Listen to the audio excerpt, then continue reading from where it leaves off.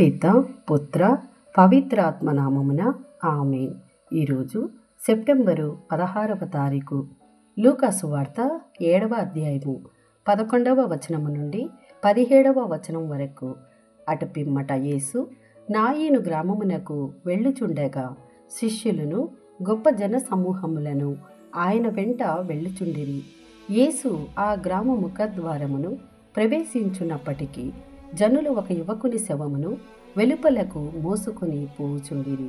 అతడు ఆ గ్రామమున గల ఒక వితంతువునకు ఏకైక కుమారుడు. ఆ గ్రామ ప్రజలు అనేకులు గుంపులు గుంపులుగా వెంట ఉండిరి. ఆ తల్లిని చూచి యేసు కనికరించి ఆమెతో ఏడవవద్దమ్మా అని పలికి ముందుకు సాగి పాడెను తాకెను.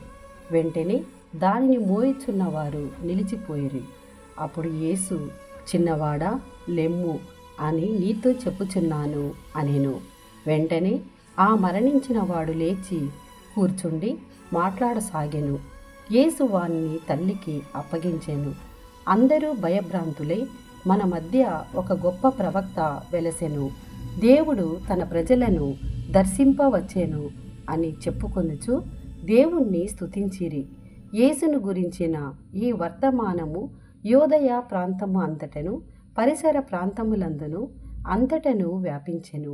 ఇది ప్రభుని వాక్కు. సర్వేశ్వరునికి వందనములు.